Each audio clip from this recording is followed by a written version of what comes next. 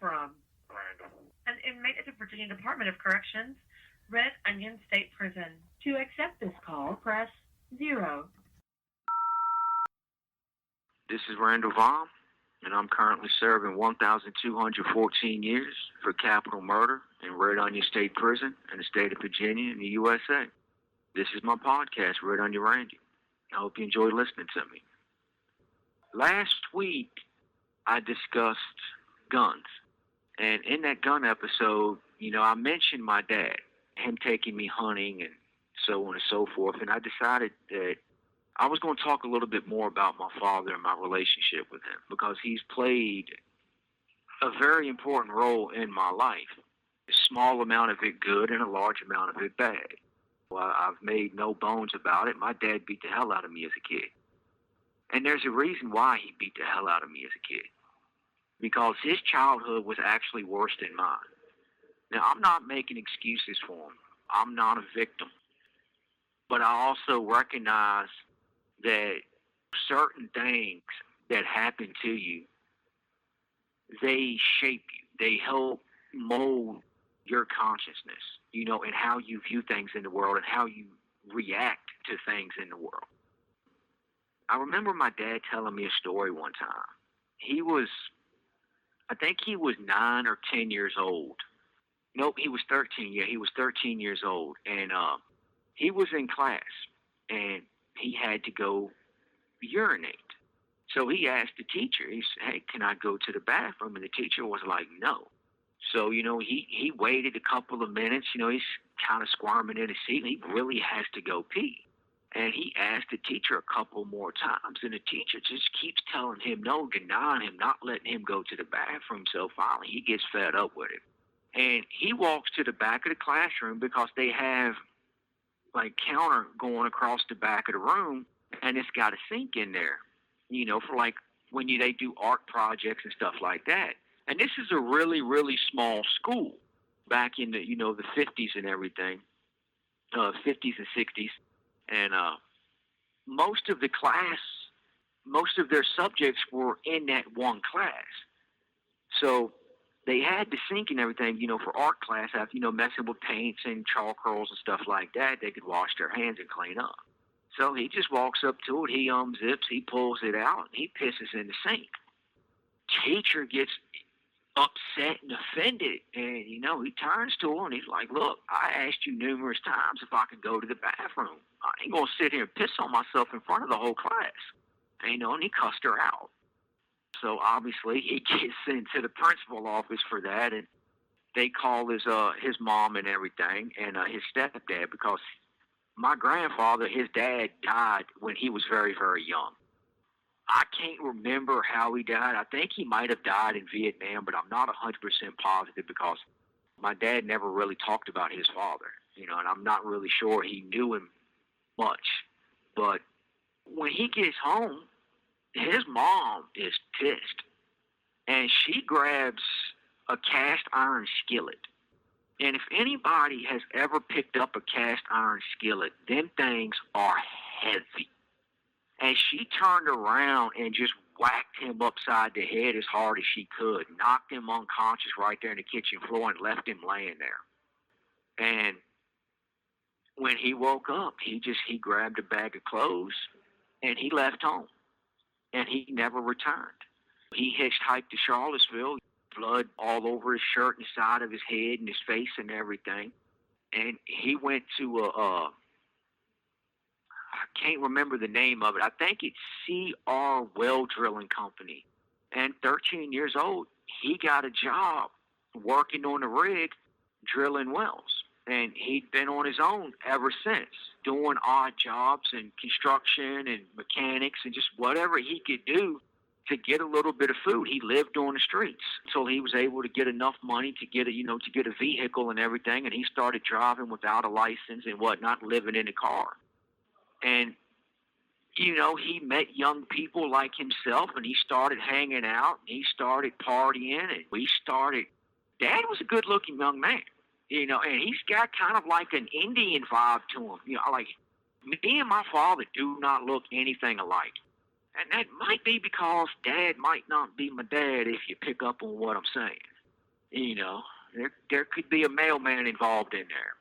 And for the record, I do not blame my mom at all because my dad was a notorious cheater.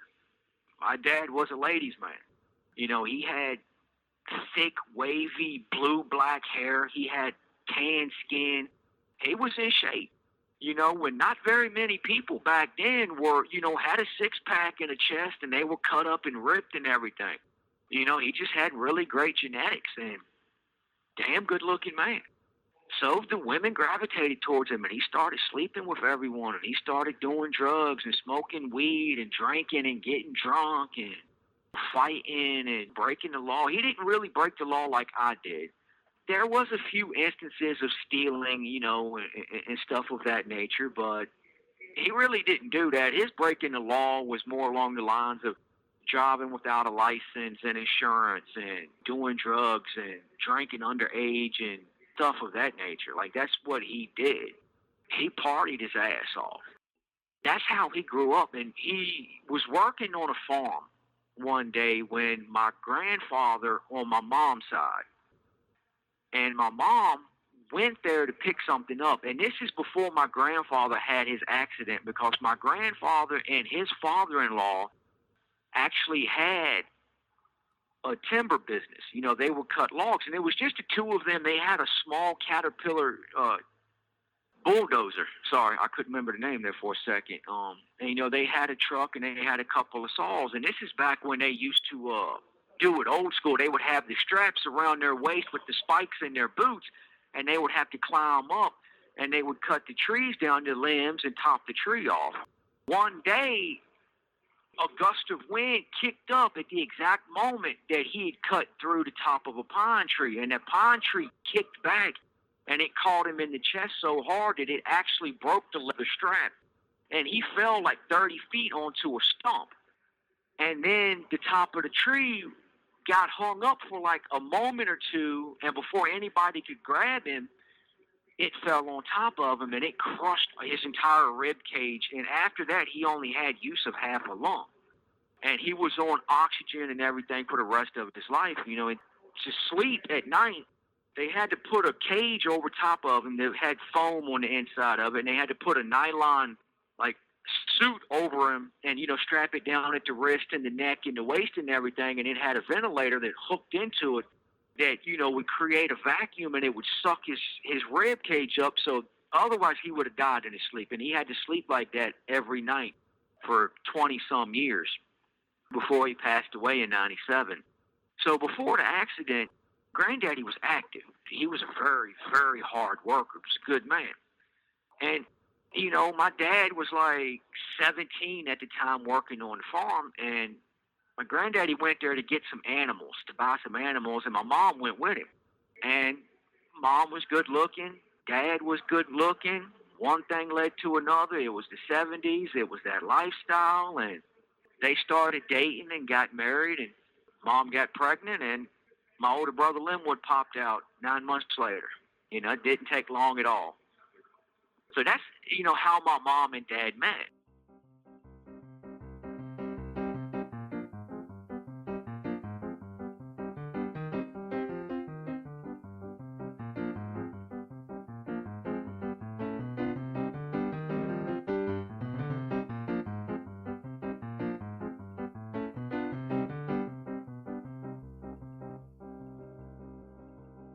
And both of them were way too young to be in a relationship, much less be married with a child, because my dad was caught up in that partying lifestyle. And while my mom would go with him sometimes, my mom really wasn't a partier. She was more of a homebody, stay at home, cook and clean, that type of person. And I'll discuss my mom a little bit more in detail in a future episode. But my dad, he's a jack of all trades, and a master of none. But when it comes to construction and building stuff and repairing stuff and engines and cars, just all that kind of like growing food and living off the land and everything, my dad knows that stuff, and he knows it very well. So by the time I come along, there was a lot of violence. My dad beat the living hell out of me. But there were good times too. I've said this before. Sometimes when I really, really just want to hate my dad, like when I lay back into bed sometimes and I close my eyes and I go back in time and I reminisce on my childhood and everything. You know, there are times I really just want to hate my dad so bad. Like everything in me is just screaming out, hate him. He deserves it. If any man does, he does. And I remember I can't do it because my dad, like, whenever I was with him, and he would always take me to work. For some reason, he would always take me to work because I was a good worker. That's one thing I can't do very well is work. I'm a hard worker. He would stop by a store, and he would always get me a 12-ounce glass bottle of Dr. Pepper, and he would get me a Three Musketeers candy bar. And whenever I was with my brother Jason or with my brother Linwood or all three of us together, we either wouldn't get anything or we would have to share it. But every time I was with him by myself, I would get that glass Dr. Pepper and I would get that Three Musketeers candy bar. And I remember how happy that made me. You know, and I would always snuggle up to him. And I can remember exactly how my father smelled. You know, like that's a fond memory for me. It's just remembering what he smelled like. You know, I mean, I was a young kid at the time. And I just, like when it was good, it was really, really good. Like I looked up to my father. I loved him with a passion that just, I can't describe. I mean, and I think all young boys for the most part feel like that with their father in the good times. And I can't hate him. I can't hate him because he taught me stuff. He did spend time with me. Yeah, he was extremely violent. But I realized that he did it out of love. You know, he did it because he didn't want me to grow up to be like him. He wanted me to be better than him. He just did it wrong. He didn't realize that violence begets violence.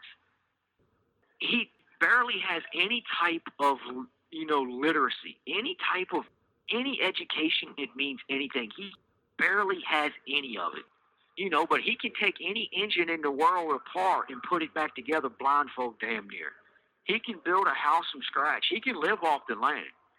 If some zombie apocalypse kicked off in the next 24 hours, believe me, if it wasn't for the COPD that he now has and being at death's door, he would not only survive, he would thrive. Like, he would wind up becoming president of the new United States of Zombies. I mean, like, he would kick ass in an environment like that because that's what he's built for.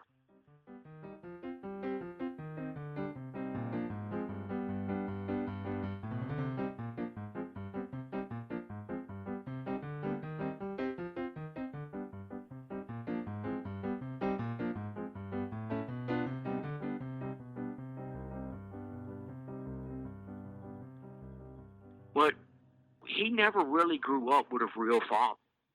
He didn't know what it meant to be a man.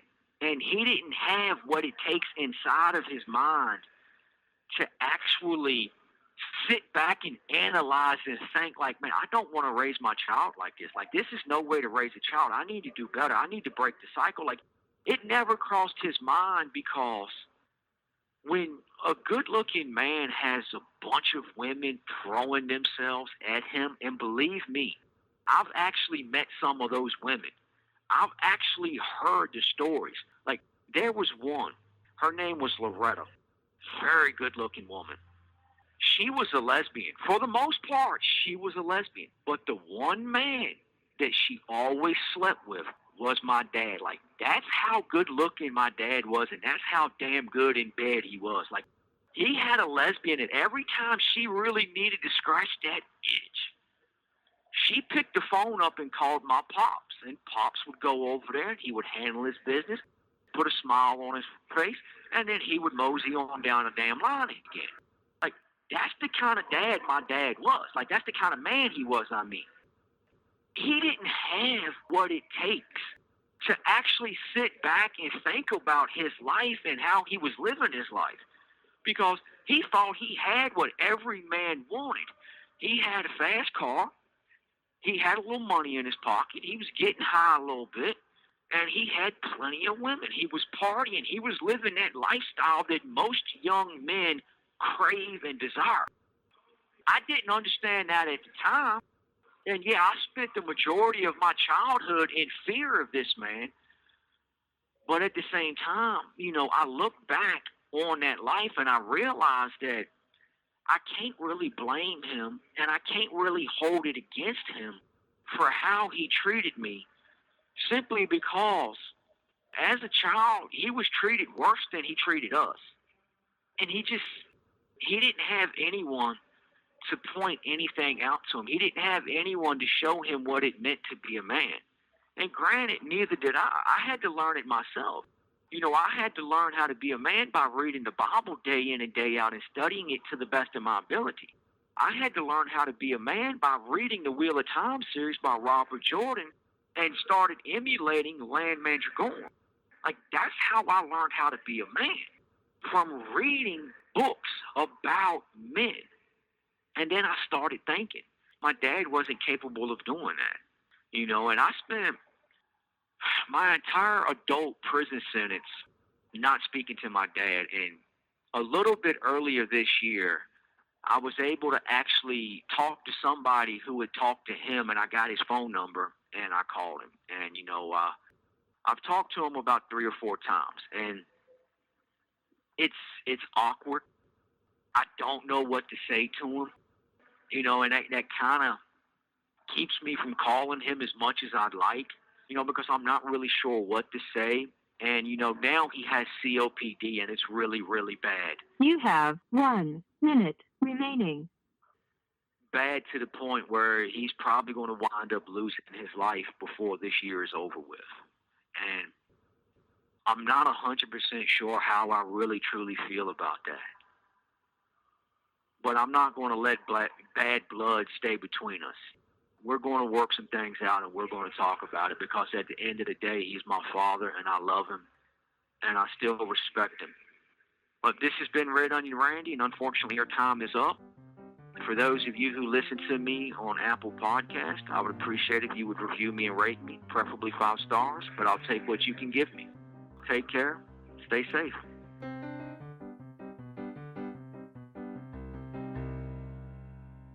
Thank you for using GTL.